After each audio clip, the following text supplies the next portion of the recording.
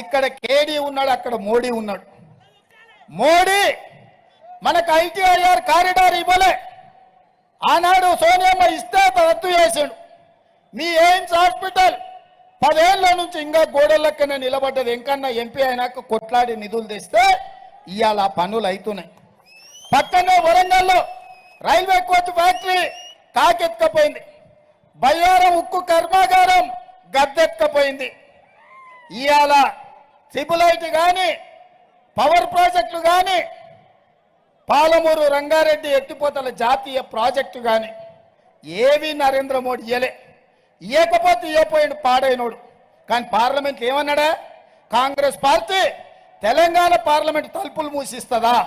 తల్లిని చంపి బిడ్డను బతికించారు కాంగ్రెస్ వాళ్ళు, ఇంత దుర్మార్గం ఉంటుందా అన్నాడు. నేను అడుగుతున్న ఇవాళ భారతీయ జనతా పార్టీ నాయకులను, బండి సంజయ్ని, కిషన్ రెడ్డిని, ధర్మపురి అరవింద్ను, ఇక్కడున్న బూరా నర్సయ్య గౌడ్ను, అయ్యా కాంగ్రెస్ పార్టీ ఆంధ్రప్రదేశ్లో పార్టీ చచ్చిపోయి కేంద్రంలో అధికారం కోల్పోయి తెలంగాణ ఎన్ని నష్టాలకు వచ్చి బరాబర్ పార్లమెంటు తలుపులు మూసి తెలంగాణ రాష్ట్రం ఇచ్చినాం. మా రాష్ట్రాన్ని అవమానించిన నువ్వు మా రాష్ట్రంలో ఓట్లు అడగనికి నీకు అర్హత ఉందా అని మోడీని అడుగుతున్నానే. మీరు ఒక్కసారి ఆలోచన చేయండి తెలంగాణ ఉద్యమకారులారా. నరేంద్ర మోడీ పార్లమెంటు సాక్షిగా తెలంగాణ రాష్ట్ర ఏర్పాటు ప్రక్రియను తప్పుబట్టి కాంగ్రెస్ పార్టీని దోషిగా నిలబెట్టి పార్లమెంటు తలుపులు మూసిందని చెప్పి మా కళ్ళ ముందు మాట్లాడుతుంటే మా కడుపు మండదా? నాకు, ఎంకన్నకు, ఉత్తమన్నకు పార్లమెంట్లో అని నేను అడుగుతున్నా. మా రాష్ట్ర అవతరణనే తప్పుబట్టిన నువ్వు మా రాష్ట్రంలో ఓట్లు అడిగే నైతిక హక్కు ఉందా?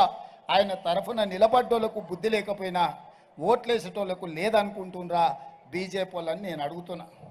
అందుకే మిత్రులారా, ఇవాళ పాపం క్యామ మల్లేసి నాకు మంచి మిత్రుడే. క్యామను ముందల పెట్టిండు, వెనకంగా బూర ఊతున్నాడు కేసీఆర్. మోసం, గొల్ల కురుమల్ని మోసం చేస్తుండు. గెలిచేటప్పుడేమో బిడ్డ కొడుకుని పెట్టుకుంటాడు, ఓడేటప్పుడేమో గొల్ల కురుమల్ని పెడతాడు. ఓడగొట్టడానికి, మోసం చేయడానికి. వెనకాల గూడు పుటాని జరుగుతుంది. బిడ్డకి బెయిల్ కావాలంటే భువనగిరిలో బీఆర్ఎస్ బీజేపీకి మద్దతు ఇవ్వాలంట. అదేవిధంగా మా యాదవ్ సోదరులు అంటున్నారు 3 ఏళ్ల కింద మా డీడీలు కట్టుకుంటూ మా సొమ్మంతా మిత్తి 2 అంతలు అయిందని. అందుకే వంగబెట్టి ఒక గొంతు గుద్ది గొర్రెకు తుప్పుడ తీసినట్టు తీయాలి టీఆర్ఎస్ వాడు ఎవడన్నా ఊర్లోకి వస్తే.